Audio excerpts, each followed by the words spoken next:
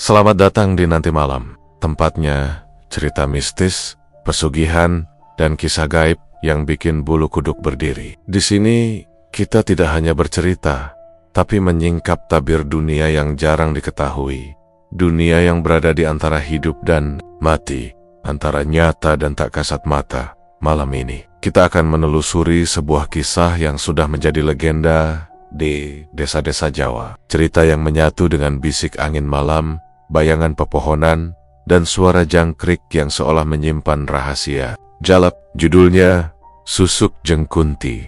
Ini bukan cerita biasa tentang cinta atau pesona, tapi tentang harga yang harus dibayar saat seseorang mencoba memikat dunia dengan kekuatan gaib. Konon, Susuk Jeng Kunti adalah susuk sakral dari kuburan kuno. Peninggalan seorang wanita yang memiliki pesona luar biasa, namun dibalut dengan dendam dan kemarahan dari alam gaib. Orang yang memakainya akan terlihat cantik, memikat hati banyak pria. Namun setiap hati yang jatuh bisa menjadi korban dari kekuatan yang tak terlihat. Bayangkan, setiap senyumanmu, setiap tatapan mata yang terpikat bisa menjadi pintu menuju tragedi. Setiap langkah di malam sunyi, setiap bisik yang terdengar samar di telinga adalah pertanda bahwa dunia lain sedang memperhatikan. Inilah dunia yang akan kita masuki malam ini. Dunia di mana pesona dan maut berjalan berdampingan. Dunia di mana manusia dan makhluk gaib saling terkait dalam tarian yang menegangkan. Dalam kisah ini, kita akan mengikuti seorang gadis bernama Ningsih yang ingin dicintai, ingin dikenal, dan ingin menjadi pusat perhatian. Ia memasang susuk Jeng Kunti, tak tahu bahwa pesona yang ia dapatkan bukan hanya membuat orang jatuh hati padanya, tapi juga menjerat mereka ke dalam kutukan yang mencuri. Setiap orang yang jatuh cinta padanya perlahan-lahan hilang dan meninggalkan misteri yang menghantui desa. Jangan anggap ini sekadar dongeng, karena legenda ini dipercaya masih hidup dan ada orang yang masih merasakan dampaknya hingga kini. Apakah Ningsih akan mampu keluar dari kutukan susuk itu? Atau ia akan menjadi bagian dari dendam yang tak berujung dari alam gaib? Malam ini, bersiaplah untuk memasuki dunia yang penuh pesona, dendam, dan teror yang nyata. Duduklah, tarik napas, dan biarkan suara malam membawa kamu ke cerita yang akan membuat hati berdebar. Bulu kuduk berdiri, dan mata tak bisa lepas dari layar. Inilah kisah Susuk Jeng Kunti, hanya di Nanti Malam. Selamat menyimak. Di sebuah desa kecil di Jawa Tengah yang terletak jauh dari hiruk-pikuk kota, hiduplah seorang gadis bernama Ningsih. Desa itu masih sepi, jalanan berbatu dan kadang becek saat hujan. Rumah-rumah beratap genteng merah tampak kuno, dikelilingi pepohonan yang rimbun dan sawah yang menguning saat musim panen. Ningsih tinggal bersama ibunya yang seorang penenun kain tradisional dan adiknya yang masih kecil. Meski kehidupannya sederhana, Ningsih selalu merasa ada yang kurang dalam hidupnya. Ia cantik, dengan mata hitam yang bersinar, dan rambut panjang yang selalu tergerai. Tapi selalu merasa biasa-biasa saja. Teman-temannya sering berkata dengan nada bercampur iri dan penasaran. Ningsih, kamu cantik, tapi kurang bersinar di sini. Kok sepi banget orang yang perhatian sama kamu ya? Kata-kata itu, meski terdengar ringan, selalu menusuk hatinya. Ningsih ingin lebih dari sekadar cantik. Ia ingin dikenal, dicintai, dan menjadi pusat perhatian. Ia ingin orang-orang di desa menatapnya ketika ia melintas di jalanan. Bukan hanya sekadar menoleh sekali dan kembali ke urusannya masing-masing.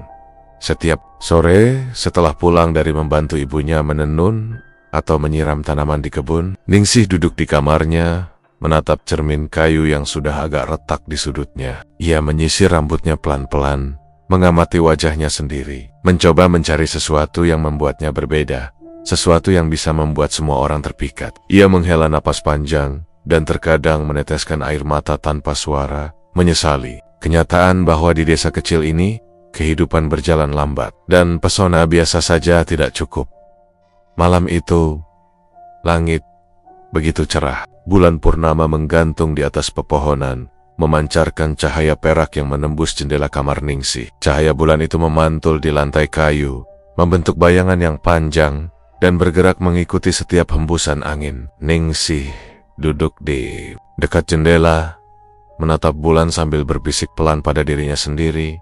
Kenapa aku tidak pernah bisa lebih dari ini? Kenapa hidupku terasa biasa saja? Ia merasakan getaran aneh di hatinya, seperti sesuatu yang menunggu untuk ditemukan. Saat itulah terdengar ketukan di pintu rumahnya. Ia menoleh, tapi hanya melihat ibunya yang tersenyum lembut, memberi isyarat untuk tidak keluar. Namun suara itu berbeda, bukan dari ibunya. Ia mendengar suara seorang tetua desa, seorang yang dikenal dengan pengetahuannya tentang hal-hal gaib.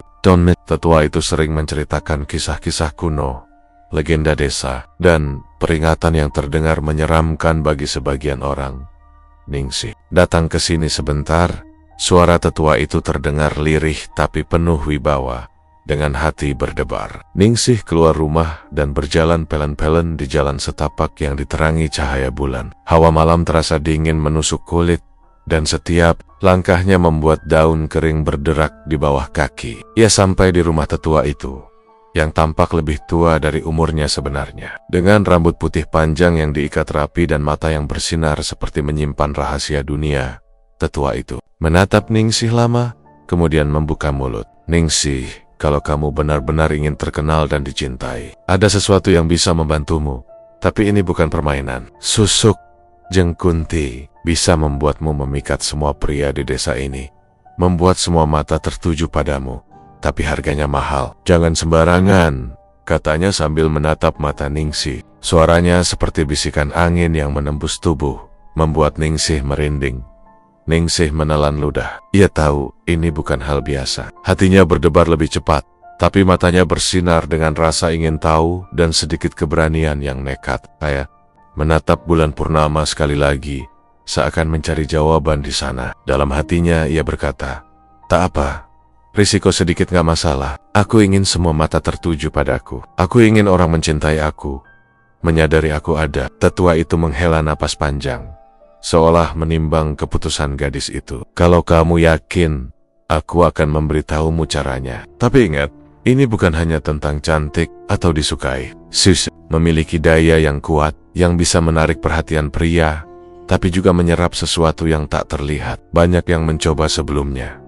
Nyawa mereka tidak selamat. Kamu harus benar-benar siap. Ningsih merasakan jantungnya seperti berdegup, lebih keras, tapi rasa ingin tahunya lebih besar dari rasa takutnya. Ia menatap tetua itu dan tersenyum pelan, sedikit menahan getaran di tangannya. Aku siap. Aku ingin mencobanya. Tetua itu diam sesaat, lalu perlahan mengangguk. Ia pun mulai menceritakan legenda susuk itu. Bagaimana susuk Jengkunti pertama kali dibuat oleh seorang perempuan sakti pada zaman kerajaan. Dan bagaimana susuk itu tersimpan di kuburan kuno di hutan tua. Konon, siapapun yang memakainya akan memancarkan pesona luar biasa. Tapi setiap hati yang jatuh bisa menjadi korban dari dendam sang pemilik susuk.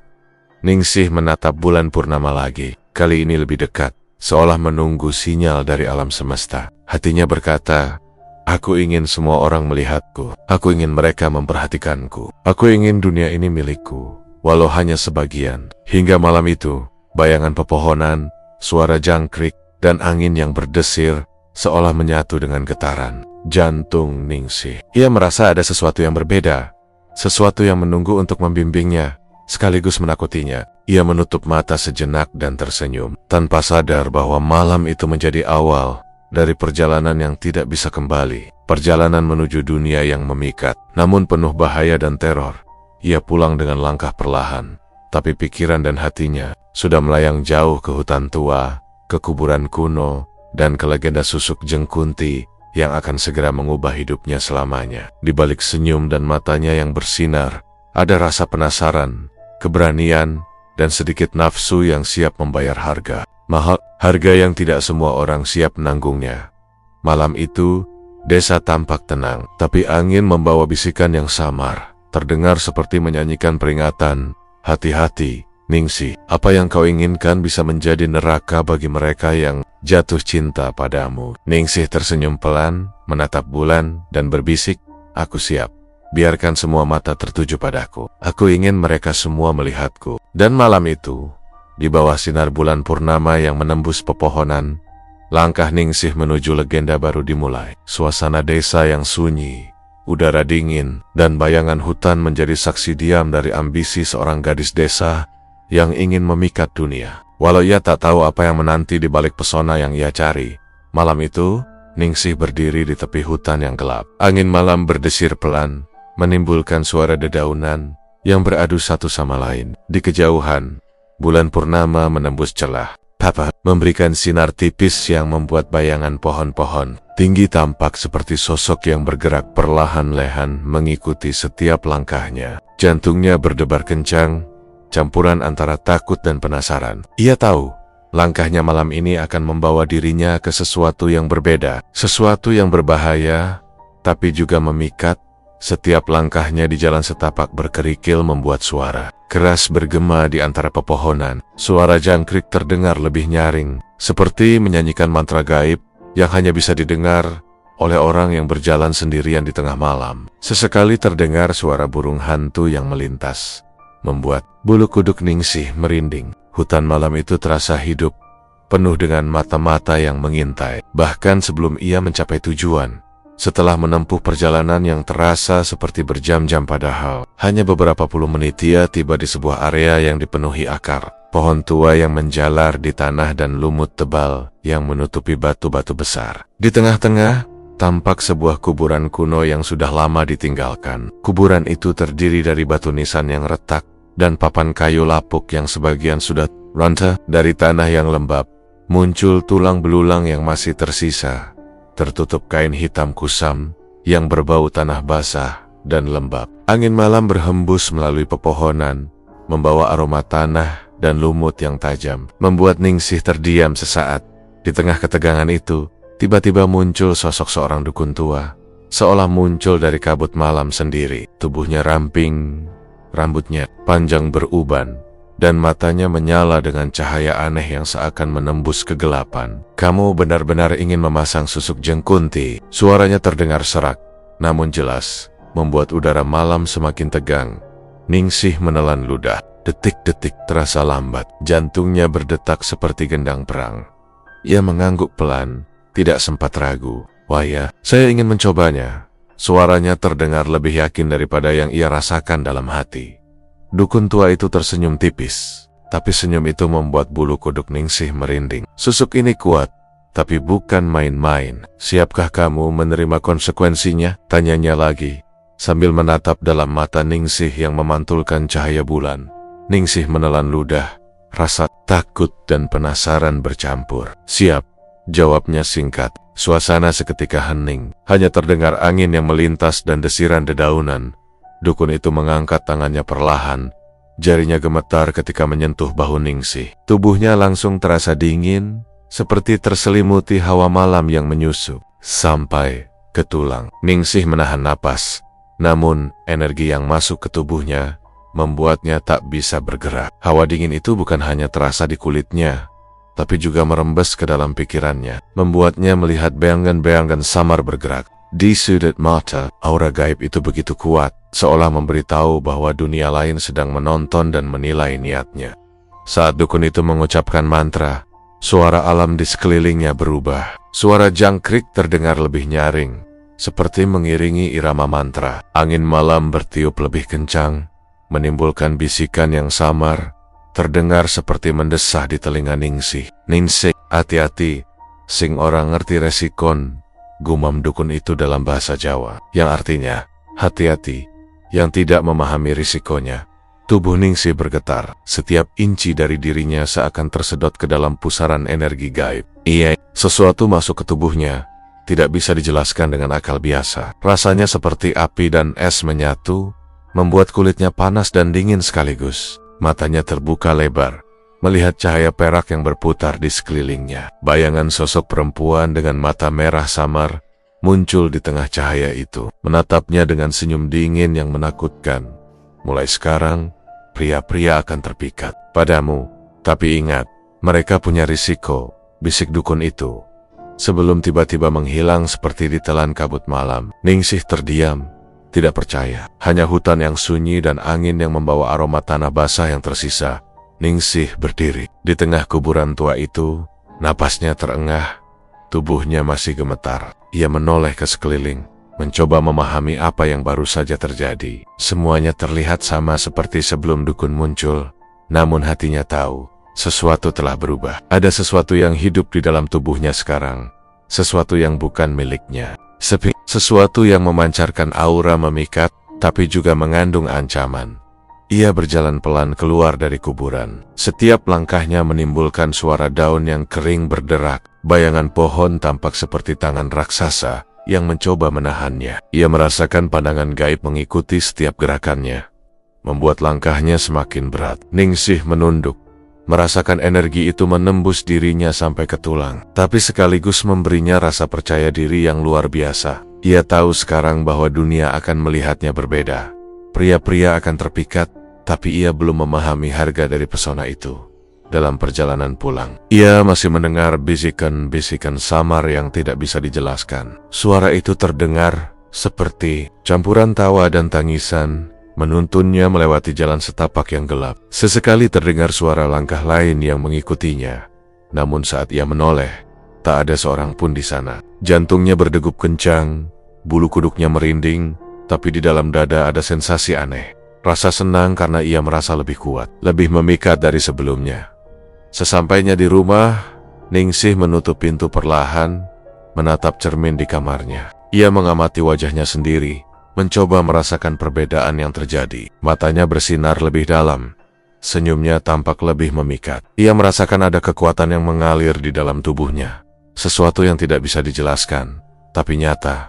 Namun, di balik rasa senang itu, ada ketakutan samar yang menghantui. Ia merasa ada sesuatu yang mengikuti, mengawasi dan menunggu. Ia tidak tahu apakah itu bagian dari susuk, bagian dari dukun, atau sesuatu yang lain, sesuatu dari alam gaib yang memperhatikan setiap niatnya. Saat menutup mata, ia hampir bisa melihat bayangan sosok perempuan dengan mata merah samar. Senyum dinginnya menghantui setiap detik, seolah berbisik, "Kamu sudah memasuki dunia yang tidak bisa kembali, Ningsih." Dan malam itu, meskipun desa tampak tenang, hutan gelap menjadi saksi dari perjalanan seorang gadis desa yang baru saja menapaki jalan mistis dan berbahaya. Jalan yang akan membawanya pada pesona luar biasa, tapi juga teror yang tak bisa dibayangkan. Sesuatu dalam dirinya telah berubah, dan malam itu menandai awal dari kisah Susuk Jeng Kunti yang akan membalut hidupnya dengan misteri, pesona, dan bahaya yang menunggu di setiap langkahnya. Keesokan paginya, sinar matahari menembus sela-sela daun di desa kecil itu dengan lembut. Tapi Ningsih tidak bisa menahan senyum yang mengembang di wajahnya.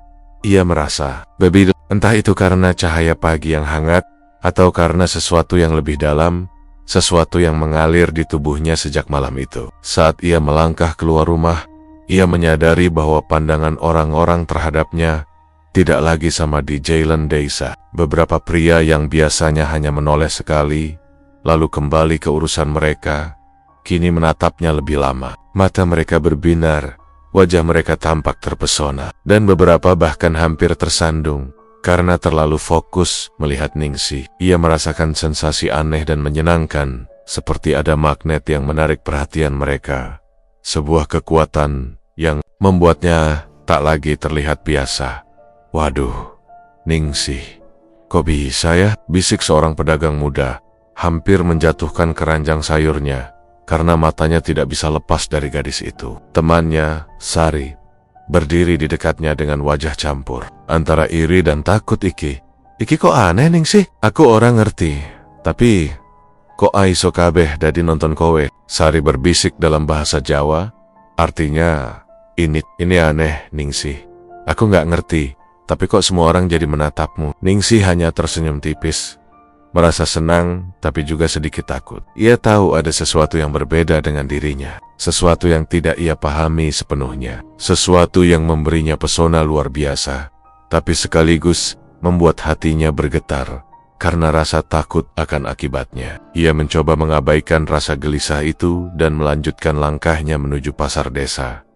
Di pasar, suasana semakin aneh. Seorang pemuda hampir menabrak gerobak sayur yang didorong Ningsih hanya karena terpaku pada tatapan matanya.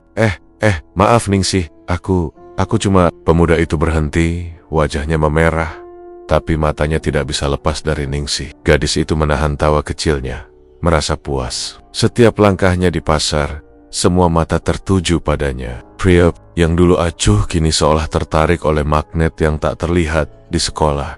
Efeknya semakin nyata. Semua murid laki-laki maupun perempuan memandangnya dengan rasa penasaran yang berbeda. Guru yang biasanya memperingatkan anak Kinania untuk tertib, kali ini tampak ragu-ragu, menahan diri untuk tidak menatap terlalu lama. Ningsih duduk di bangkunya, merasa dunia di sekitarnya berubah. Ia tersenyum puas, merasakan kekuatan gaib. Tapi di balik senyum itu, ada rasa cemas yang mulai muncul. Ia belum benar-benar memahami konsekuensi dari apa yang ia lakukan malam itu. Malam harinya, ketika lampu rumah mulai dinyalakan, dan desa sunyi diterangi cahaya temaram dari rumirama penduduk, hal-hal aneh mulai muncul. Ia mendengar bisikan. Di rumahnya sendiri suara samar yang terdengar seperti desahan dari sudut gelap kamar. Ia mencoba mengabaikannya, mengira itu hanya angin atau imajinasinya saja.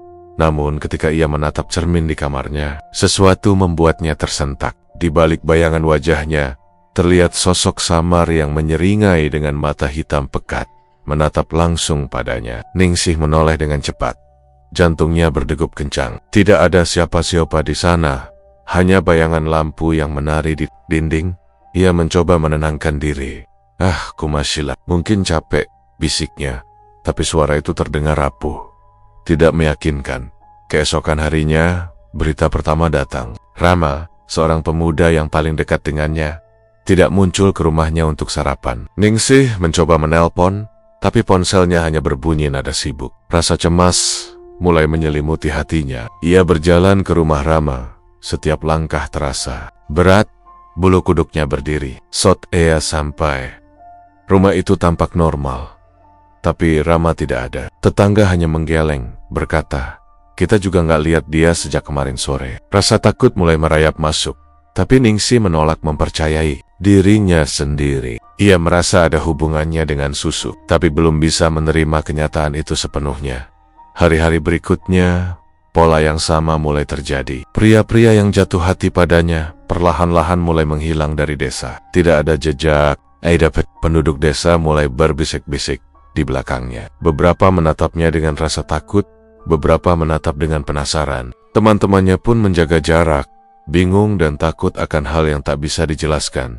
Ningsih merasa campur aduk. Di satu sisi, ia merasakan kekuatan luar biasa. Setiap senyumnya memikat hati pria yang dulu mengabaikannya. Di sisi lain, ia mulai merasakan ketakutan yang tak bisa diungkapkan dengan kata-kata. Setiap tatapan pria yang terpikat seakan membawa beban di hatinya. Ada rasa bersalah yang menumpuk, tapi ia mencoba mengabaikannya. Suatu malam, ketika ia menutup pintu kamarnya, terdengar suara langkah di luar jendela. Ningsih menatap ke arah suara itu, dan bayangan samar terlihat bergerak di bawah cahaya bulan. Ia menahan napas. Ada rasa dingin yang merayap dari kaki hingga ke kepala. Ia berbisik pelan, "Sapaiku." Tapi tidak ada jawaban. Hanya angin dan bisikan yang samar. Sejak malam itu, Ningsih mulai merasakan bahwa Susuk itu bukan sekadar pesona biasa. Setiap kali ia tersenyum, setiap kali ia melirik seorang pria, ada sensasi seperti energi itu menyerap sesuatu dari mereka, sesuatu yang tidak terlihat. Ia mencoba mengingat nasihat dukun tua itu, tapi saat itu terasa jauh dan samar, seperti mimpi yang hampir hilang saat bangun. Ia mulai menyadari bahwa kekuatan yang ia rasakan memiliki konsekuensi yang belum ia pahami sepenuhnya. Hari demi hari, ketegangan di desa meningkat. Pria-pria yang menghilang mulai menjadi rumor, dan Ningsih menjadi pusat perhatian yang menakutkan. Malam-malamnya dipenuhi mimpi buruk, bayangan dengan mata merah senyum dingin, dan bisikan yang selalu mengingatkannya, "Hati-hati, Ningsih, kabeh iki ana regane." Hatinya bergetar setiap kali terbangun dari mimpi itu. Ia tahu sesuatu yang mengerikan sedang mengikatnya dengan Susuk jeung Kunti, sesuatu yang akan membawanya ke jalan yang tak bisa kembali. Namun, meski ketakutan mulai menyelimuti, ada rasa ketagihan dalam dirinya. Ia merasakan kekuatan itu, pesona yang membuat semua mata tertuju padanya, membuatnya merasa hidup lebih dari sebelumnya. Setiap tatapan, setiap senyuman, setiap langkahnya di desa terasa seperti musik gaib yang mengiringi kehidupannya. Tapi di balik itu semua, bayangan yang menyeringai itu selalu hadir, mengintai, menunggu saatnya mengambil sesuatu yang bukan miliknya. Dan malam itu, ketika lampu-lampu rumah padam dan hanya bulan yang menyinari desa, Ningsih duduk di dekat jendela kamarnya, menatap bayangan pepohonan di halaman, menyadari satu hal yang membuat hatinya bergetar. Pesona yang membuat semua orang jatuh cinta padanya. Bukan hanya hadiah, tapi juga kutukan yang diam-diam menunggu korban berikutnya. Ia mata, menahan napas, dan berbisik pada dirinya sendiri, apa yang sudah aku lakukan? Iki durung rampung. Di luar jendela, angin malam berdesir, membawa aroma tanah basah, daun dan misteri yang belum terungkap. Sesuatu dalam hutan yang gelap berbisik, seolah mengamati setiap gerakannya, menunggu saatnya untuk muncul kembali. Ningsih tahu, dunia yang baru ia masuki ini jauh lebih gelap daripada yang bisa ia bayangkan. Dan malam-malam berikutnya akan dipenuhi dengan pesona, teror, dan konsekuensi yang menuntut setiap langkahnya. Beberapa hari setelah Rama menghilang, suasana desa berubah menjadi sunyi dan tegang. Berita tentang pemuda itu menyebar seperti api di antara rama-rama penduduk, membangkitkan bisik-bisik yang penuh rasa takut dan rasa penasaran. Wajah Ningsih tetap tampak cerah dan cantik seperti biasanya, namun matanya kini mulai memendam sesuatu perasaan bersalah yang tak bisa ia ungkapkan. Setiap kali ada orang menatapnya dengan kagum, hatinya ikut berdetak lebih cepat, tapi bukan karena senang, melainkan rasa takut yang mengintai dari dalam. Keesokan harinya, penduduk desa digemparkan dengan penemuan jasad Rama di sungai yang mengalir di pinggir desa. Air sungai berwarna keruh dan berbau tanah basah, seolah menelan rahasia malam-malam yang sunyi. Polisi datang, melakukan penyelidikan, tetapi tidak ada jejak kekerasan yang jelas. Tidak ada petunjuk siapa atau apa yang bisa melakukan hal itu. Semua tampak biasa saja, seolah kematian Rama adalah kecelakaan tragis. Tapi bagi Ningsih, semuanya terasa sangat berbeda. Hatinya bergetar setiap kali mendengar nama Rama disebut. Ia mengingat malam-malam ketika Rama menatapnya dengan mata berbinar. Senyumnya yang tulus, suara tawanya yang ringan, dan ia tahu dalam hati kecilnya ada hubungan yang tak bisa ia sangkal, hubungan antara susuk yang ia pakai dan kematian Rama. Hatinya tersiksa, tapi sekaligus ada rasa takut yang lebih besar. Ia tahu jika membuang susuk, ia bisa kehilangan pesona dan perhatian yang selama ini ia dambakan. Namun setiap senyuman yang ia lemparkan ke pria di desa membuat dadanya sesak, seolah ada sesuatu yang menyesap kehidupan mereka. Malam itu, ketika ia menutup pintu kamarnya, menyalakan lampu minyak kecil di sudut, dan duduk di depan cermin, Ningsih merasakan hawa dingin menyelimuti tubuhnya. Ia menatap bayangan wajahnya di cermin, tapi bukan bayangan dirinya sendiri yang ia lihat. Sosok perempuan muncul di balik panjalan kakak. Perempuan cantik dengan aura hitam pekat, mata merah menyala, rambut panjang terurai dan senyum dingin yang menakutkan. Ningsih menahan napas. Jantungnya terasa seperti terhenti beberapa detik. Dia milikku. Semua yang jatuh hati padamu akan menjadi milikku. Bisik sosok itu dengan suara lembut, tapi menembus hingga ke tulang. Bisikan itu seakan langsung merasuk ke dalam kepalanya, membuatnya menggigil. Sosok itu adalah Jeng Kunti, entitas dari susuk yang telah ia pasang. Ningsih menyadari dengan panik bahwa kekuatan yang ia dambakan ternyata bukan hanya memberinya pesona, tapi juga mengikat setiap hati yang tertarik padanya. Pada sesuatu yang gelap, sesuatu yang mematikan, Ningsih terbangun di tempat tidurnya dengan keringat dingin membasahi wajahnya. Napasnya tersengal, tubuhnya gemetar, dan jantungnya berdetak begitu kencang, hingga ia merasa dunia berputar di sekelilingnya. Ia menatap ke jendela. Bulan malam itu seolah lebih terang dan dingin, menyorot pepohonan, menebarkan bayangan panjang yang menakutkan. Angin malam berdesir melalui celah jendela, membawa aroma tanah basah dan daun yang membusuk, aroma yang sama ketika ia pertama kali merasakan susuk masuk ke tubuhnya. Malam-malam berikutnya, rasa takut Ningsih semakin menjadi-jadi. Setiap kali ia tersenyum pada pria di desa, ada rasa bersalah yang menusuk perutnya, membuatnya ingin menunduk, menutup mata, dan bersembunyi. Ia mulai menyadari bahwa pesona yang membuatnya terkenal itu bukan hadiah, itu adalah kutukan. Dan kutukan itu sudah menelan nyawa Rama. Pria yang selama ini ia anggap teman dekat dan bisa dipercaya, desa pun mulai merasakan efek dari susuk itu. Orang-orang yang dekat dengan Ningsih, terutama pria-pria yang sering menatapnya, mulai terlihat pucat, gelisah, atau menghilang secara misterius. Beberapa penduduk yang menanyakan tentang Rama hanya mendapat tatapan kosong dari Ningsih. Ia tidak tahu harus menjelaskan apa. Ia takut dan sekaligus merasa bersalah, bukan hanya karena Rama, tapi karena setiap langkahnya kini membawa konsekuensi yang ia sendiri belum mengerti sepenuhnya. Suatu malam, saat desa sudah sunyi, Ningsih duduk di tepi sungai tempat jasad Rama ditemukan. Air sungai mengalir pelan, berkilau di bawah sinar bulan.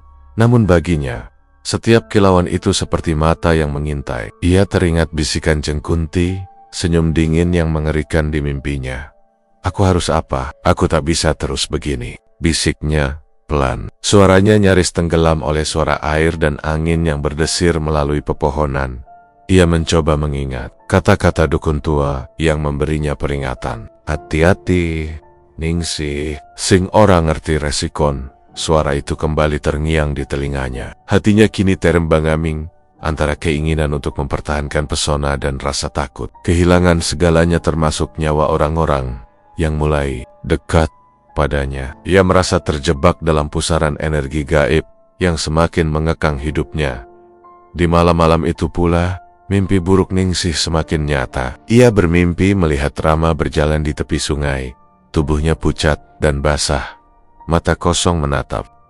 Rama membuka mulut seolah ingin berbicara, tapi hanya terdengar suara desahan dan tawa aneh yang menembus kepalanya. Sosok lain muncul di balik bayangan. Jengkunti menatapnya dengan mata merah menyala. "Semua yang jatuh hati padamu, milikku," bisiknya sambil tersenyum sinis. Ningsih terbangun dengan napas tersengal.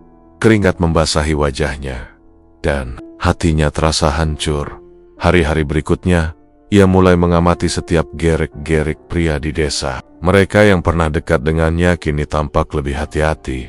Sebagian bahkan terlihat takut padanya. Ningsih sadar, kekuatan susuk itu bukan sekadar menarik perhatian, itu menimbulkan teror. Ia mencoba menghindari pria-pria itu, menahan senyum, dan berusaha bersikap biasa, tapi semakin ia mencoba menahan diri, semakin terasa berat aura gaib yang mengelilinginya. Di suatu sahur, saat ia duduk sendiri di kebun belakang rumah, ia mendengar bisikan yang samar, tapi jelas terdengar di telinganya. "Ningsih, apa kamu pikir kamu bisa lolos?" Bisikan itu membuat bulu kuduknya berdiri. Ia menoleh, tapi tidak ada siapa-siapa. Bayangan pepohonan menari di bawah sinar senja, dan suara jangkrik terdengar lebih nyaring dari biasanya, seolah menyanyikan mantra gaib. Ningsih menunduk, meremas tangannya sendiri, mencoba menenangkan diri. Aku harus tetap hati-hati. Aku tak mau ada yang lain," gumamnya pelan. Malamnya, ketika lampu-lampu rumah padam dan desa kembali sunyi, Ningsih duduk di depan cermin. Matanya menatap bayangan wajahnya sendiri. Tapi bayangan itu mulai berubah. Ada sosok samar yang selalu muncul di balik pantulan kaca. Tersenyum dingin, menatapnya dengan mata merah menyala. Ia menutup mata, menahan napas, tapi suara bisikan itu masuk ke telinga dan pikirannya. "Kau sudah memulai perjalananmu. Tidak ada jalan kembali. Semua yang jatuh hati padamu, milik." Sejak malam itu, Ningsih menyadari sesuatu yang mengerikan. Susuk Jengkunti bukan hanya membuatnya memikat, tapi juga menjerat setiap hati yang terpikat padanya dalam kutukan. Ia tidak bisa membuangnya, karena kekuatan itu membuatnya terkenal dan dicintai. Tapi setiap senyuman, setiap tatapan, setiap gerakan bisa menjadi pintu menuju kematian bagi orang yang mencintainya. Ningsih terdiam lama, merasakan ketakutan yang semakin mendalam. Ia mulai memahami betapa bahayanya kekuatan yang ia pakai. Setiap pria yang mengaguminya bisa menjadi korban berikutnya. Dan di sudut hatinya, rasa bersalah mulai menghancurkan dirinya perlahan. Ia tahu perjalanan yang ia pilih malam itu di hutan memasang susuk Jengkunti bukan sekadar tentang pesona. Itu adalah awal dari teror yang nyata, kutukan yang tak bisa dihindari, dan konsekuensi yang akan menuntut lebih dari sekadar keberanian.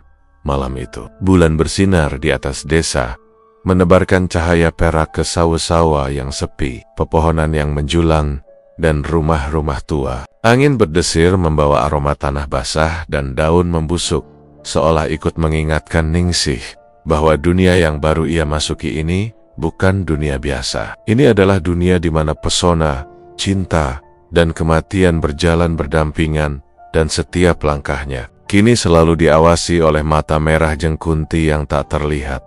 Dan di sudut hati Ningsih, satu hal menjadi nyata: perjalanan ini baru saja dimulai, dan harga dari setiap senyuman yang ia lemparkan akan segera menampakkan wajahnya yang mengerikan. Hari-hari di desa semakin aneh sejak kematian Rama. Pria-pria yang dulu hanya tersenyum malu-malu pada Ningsih, kini menatapnya dengan intensitas yang tak wajar. Mata mereka berbinar, langkah mereka melambat saat melintasinya, dan terkadang mereka lupa akan urusannya sendiri. Setiap kali Ningsih tersenyum, hatinya sendiri berdebar, tapi bukan karena senang. Rasa takut mulai merayap perlahan di dalam dada.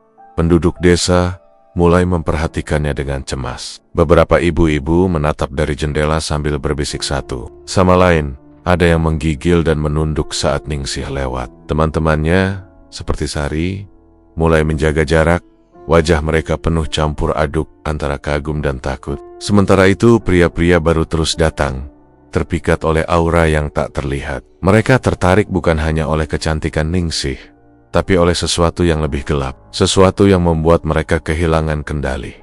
Setiap pagi, Ningsih merasa dunia di sekitarnya seperti berputar lebih cepat. Ia berjalan di jalan desa, menatap pasar, dan melihat tatapan pria-pria yang jatuh hati padanya.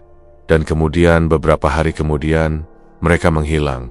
Hilang tanpa jejak. Tidak ada jejak kaki, tidak ada suara jeritan, seolah mereka ditelan. Bumi desa digemparkan oleh bisik-bisik yang mulai menyebar. Tetapi Ningsih tahu, ia tidak bisa menjelaskan apa yang sedang terjadi. Ia hanya bisa menatap matanya sendiri di cermin, merasakan dingin di tulang belakangnya, dan berdoa agar mimpi buruknya hanyalah mimpi malam itu. Ningsih duduk di kamarnya, menatap cermin dengan tatapan kosong. Lampu minyak di sudut kamar menebarkan cahaya yang gemetar, seolah ikut ketakutan dengan apa yang akan terjadi. Ia memegangi kepalanya dengan kedua tangan, mencoba menenangkan pikiran. Tapi bayangan dari mimpi-mimpi sebelumnya selalu muncul kembali. Tiba-tiba bayangan itu berubah menjadi sosok yang ia kenal, Jengkunti. Sosok perempuan itu muncul dengan aura hitam pekat. Rambut panjang berjatuhan, mata merah menyala, dan senyum yang dingin, menakutkan, seolah menembus langsung ke hati. Ningsih,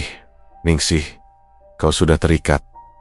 Tidak ada jalan keluar. Aku haus darah mereka, bisik Jengkunti dalam bahasa yang terdengar seperti desah angin malam. Suaranya begitu menakutkan hingga Ningsih menutup wajahnya dengan kedua tangan.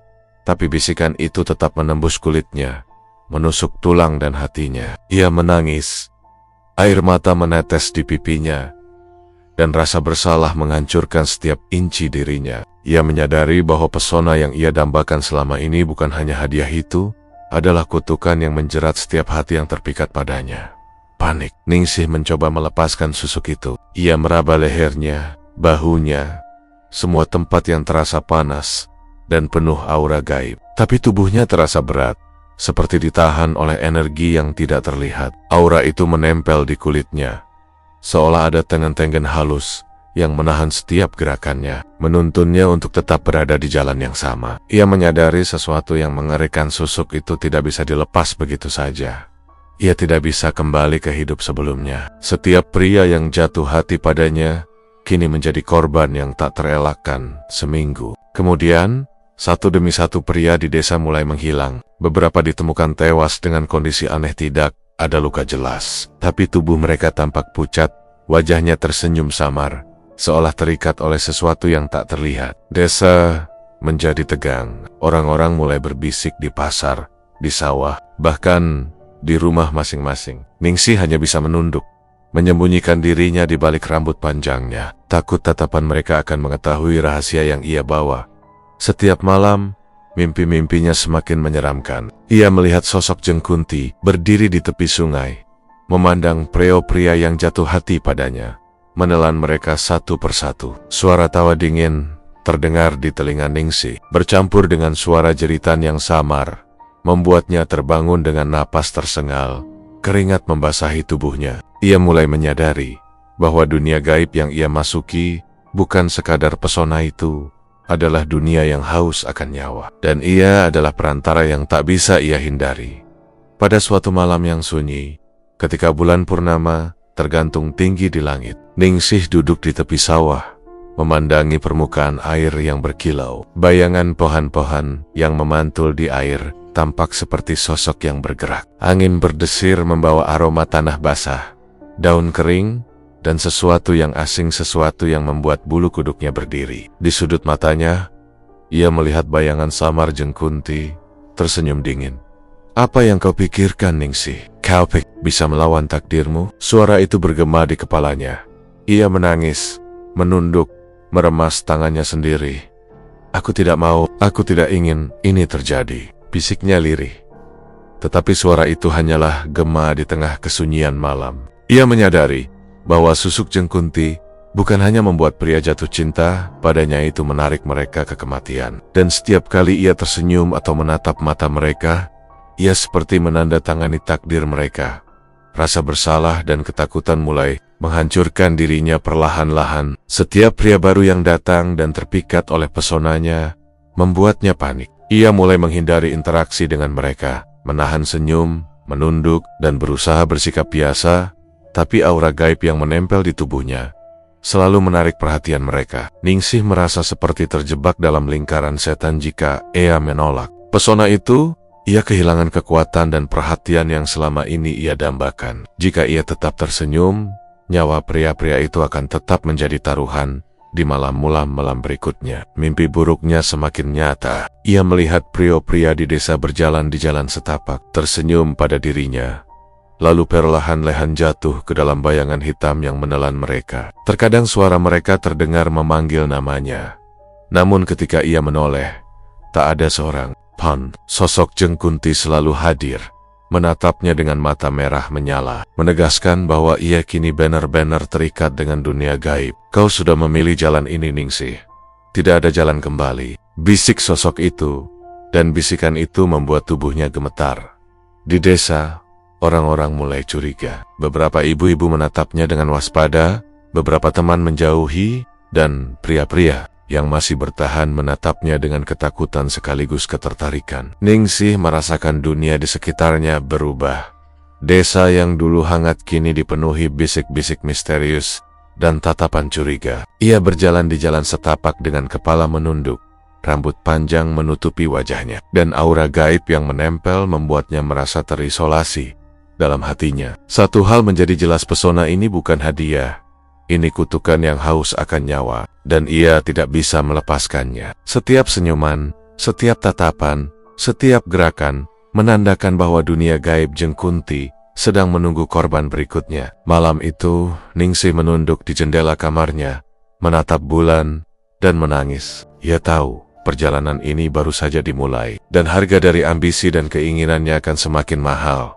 Dan di luar jendela, angin malam berdesir melalui pepohonan, membawa aroma tanah basah dan daun membusuk, seolah ikut mengingatkan Ningsih bahwa dunia yang baru ia masuki ini bukan dunia biasa. Ini adalah dunia di mana pesona, cinta, dan kematian berjalan berdampingan. Dan setiap langkahnya kini selalu diawasi oleh mata merah Jengkunti yang tak terlihat. Sesuatu dalam dirinya telah berubah, dan malam itu menandai babak baru, babak di mana teror yang lebih mengerikan akan datang. Dan ia belum siap untuk menghadapi harga dari kekuatan yang ia pilih.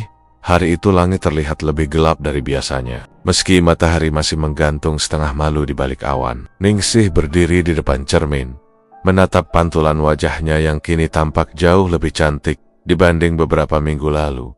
Namun matanya kosong. Kilau di kulitnya seperti bukan lagi miliknya, melainkan pantulan sesuatu yang lain, sesuatu yang berdiam di dalam tubuhnya. Setiap tarikan napas terasa berat, seolah paru-parunya dipenuhi rasa bersalah dan ketakutan yang tak pernah benar-benar pergi.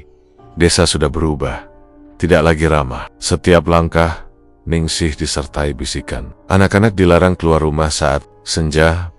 Para ibu menutup pintu lebih cepat. Para pria yang masih tersisa menundukkan kepala saat berpapasan dengannya, seakan takut menatap terlalu lama. Beberapa di antara mereka pernah jatuh hati, namun memilih menjauh setelah mendengar kabar-kabar mengerikan. Dan yang jatuh terlalu dalam tak pernah kembali. Malam sebelumnya, seorang pemuda bernama Bayu yang sempat mengantarkan Ningsih pulang dari pasar ditemukan tergeletak di pinggir hutan. Wajahnya pucat, bibirnya tersenyum samar, matanya terbuka tapi kosong. Tidak ada luka, tidak ada darah, tapi tubuhnya dingin seperti sudah lama ditinggal jiwa. Ningsih tidak datang ke rumah duka. Ia hanya mengurung diri, memeluk lutut di sudut kamar, menggigit bibirnya sampai berdarah agar tidak berteriak. Di dalam kepalanya, suara Jeng Kunti semakin sering terdengar. Tidak hanya dalam mimpi, tapi juga saat ia terjaga. Bisikan lirih di telinga, tawa kecil di balik angin, bayangan hitam di sudut mata. Sabar Ningsih, sebentar lagi selesai. Begitu suara itu sering berucap, seolah menghibur, seolah menenangkan. Namun justru itulah yang membuat Ningsih semakin takut. Pagi itu, ia mengambil keputusan yang tak pernah ia bayangkan sebelumnya. Ia akan mengakhiri semuanya. Tidak peduli bagaimana caranya, tidak peduli apa risikonya.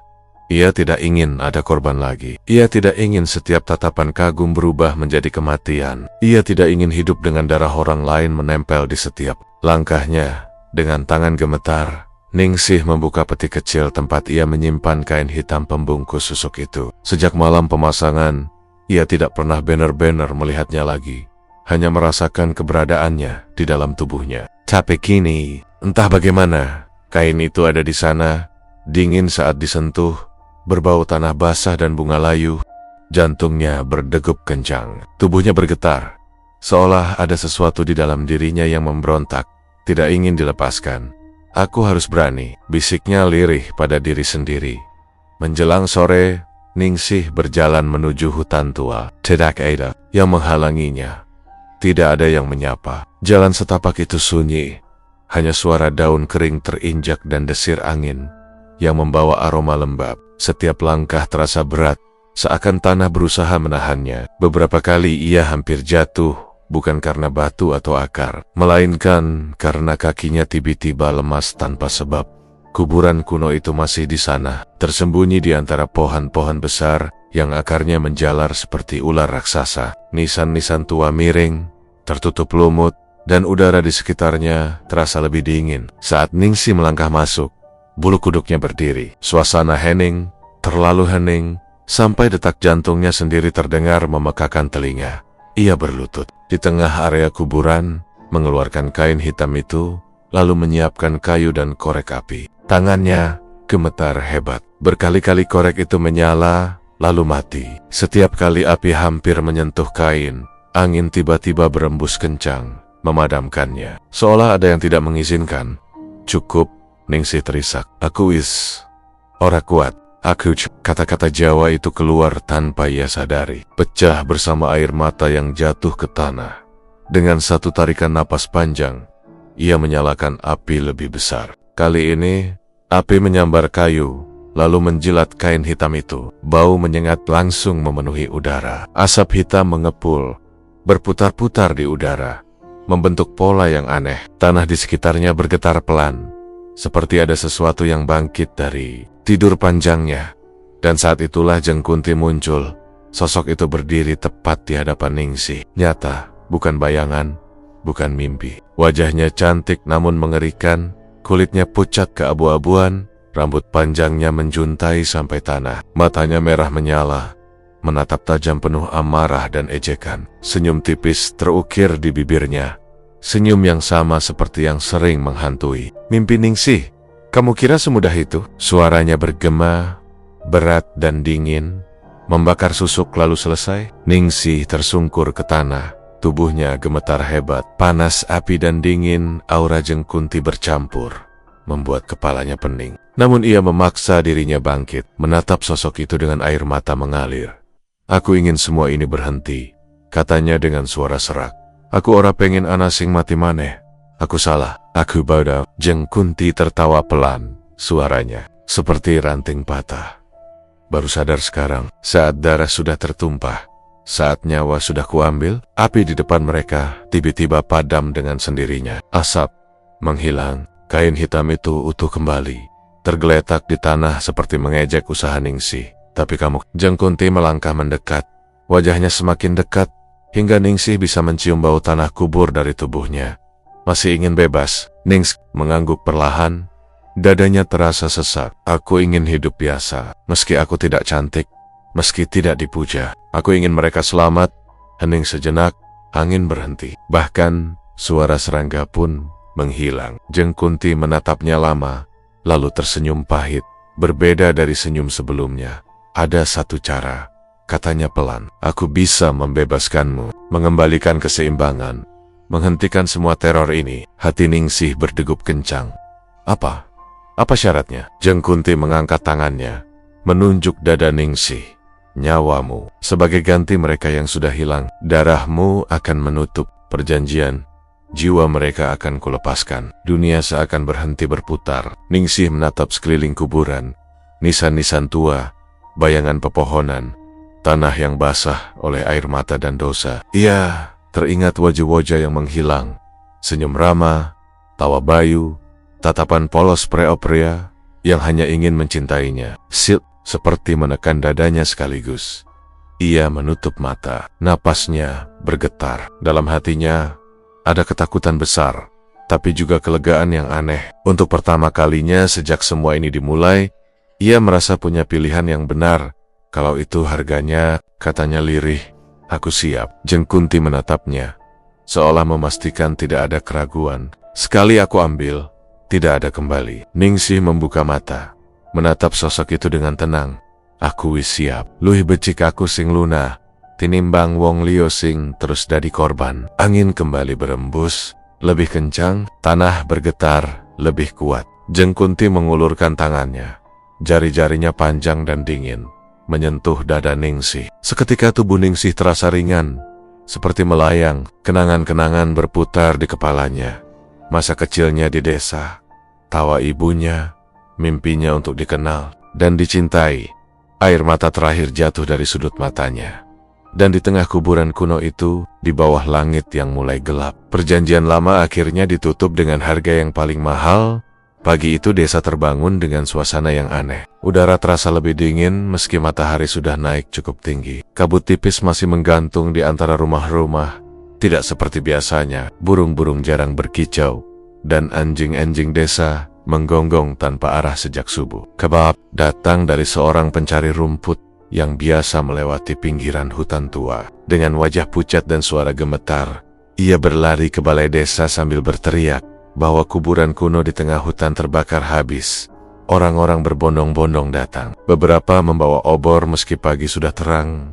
Sebagian lain hanya mengikuti dari belakang dengan wajah cemas. Saat mereka tiba, bau hangus masih terasa menyengat. Tanah di sekitar kuburan itu menghitam.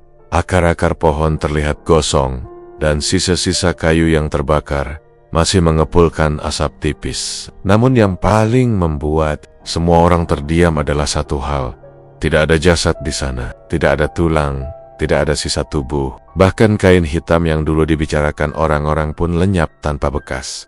Nama Ningsih langsung disebut-sebut. Sejak kejadian hilangnya para pemuda desa, sejak perubahan sikap warga, sejak bisik-bisik tentang kecantikannya yang tidak wajar, semua mata seakan sudah lama mengarah padanya. Beberapa warga mencoba mencari ke rumah Ningsih, tapi rumah itu kosong. Pintu tertutup rapat, debu mulai menumpuk di teras, seolah sudah lama tak ditinggali. Ibunya, yang sejak beberapa hari terakhir sering sakit-sakitan, hanya bisa menangis sambil menggenggam kain selendang milik Ningsih. Namun keanehan tidak berhenti di situ. Menjelang siang, kabar lain menyebar, jauh lebih mengejutkan. Rama ditemukan di pinggir sungai, dalam keadaan hidup. Tubuhnya lemah, wajahnya pucat, tapi napasnya masih ada. Ia tidak ingat bagaimana bisa sampai di sana. Yang ia ingat hanya berjalan di sebuah jalan gelap, lalu tertidur sangat lama. Beberapa jam kemudian, Bayu dan beberapa pria lain yang sebelumnya dinyatakan hilang juga ditemukan, tersebar di berbagai tempat, di sawah, di tepi hutan. Bahkan ada yang tergeletak di depan rumahnya sendiri. Semua selamat, semua hidup, dan semuanya kehilangan ingatan tentang Ningsih, tentang rasa cinta, tentang malam-malam sunyi yang pernah menarik mereka mendekat. Desa geger. Orang-orang mulai percaya bahwa sesuatu yang besar telah berakhir, namun juga sesuatu yang lain telah dimulai. Para tetua desa mengadakan selamatan kecil, memohon agar kejadian serupa tidak terulang. Doa-doa dipanjatkan, kemenyan dibakar, dan nama Ningsih disebut dengan nada bercampur antara iba dan takut. Hari-hari berlalu. Desa perlahan kembali normal. Pasar kembali ramai. Anak-anak kembali bermain hingga sore, dan para pria tidak lagi menghindari jalanan tertentu. Namun ketenangan itu tidak sepenuhnya utuh. Ada rasa was-was yang tertinggal, seperti bekas luka yang sudah sembuh tapi masih terasa nyeri saat disentuh. Beberapa orang mulai bersumpah melihat sesuatu di hutan tua itu pada malam-malam tertentu, terutama saat bulan menggantung pucat di langit. Ada bayangan seorang gadis berdiri di antara pepohonan, rambutnya panjang, tubuhnya ramping, dan wajahnya cantik seperti cahaya bulan. Ia tidak bergerak, hanya berdiri menatap ke arah desa. Kadang-kadang ia tersenyum, tapi mereka yang cukup berani menatap lebih lama mengatakan hal yang sama. Matanya hitam pekat, kosong, seolah tidak lagi memantulkan kehidupan. Seorang anak kecil pernah bertanya pada ibunya, "Bu, Mbak Ayu, neng alas kui sopo?" Ibunya langsung menutup mulut anak itu, menariknya masuk ke rumah sambil berbisik gemetar, "Aja nyebut-nyebut, ora becik." Cerita tentang Ningsih pun berubah menjadi legenda. Tidak lagi sekadar kisah gadis cantik, tapi peringatan yang dibisikkan dari mulut ke mulut tentang ambisi yang terlalu besar, tentang keinginan untuk dicintai dengan cara instan, tentang pesona yang bukan datang dari hati, tapi dari perjanjian gelap yang meminta tumbal. Ada yang bilang Ningsih memang mati malam. Nyawanya diambil sebagai ganti para korban. Tapi ada juga yang percaya ia tidak benar-benar mati. Ia menjadi penjaga batas, terikat selamanya dengan Jengkunti, berdiri di antara dunia manusia dan alam gaib. Senyumnya bukan lagi milik seorang gadis desa, melainkan topeng dari penyesalan yang abadi. Beberapa dukun dari desa lain pernah datang, mencoba membersihkan hutan tua itu. Namun mereka pulang dengan wajah pucat, menolak bicara banyak. Salah satunya hanya berpesan, "Sing ilang, wis ilang. Sing ana, ojo diganggu.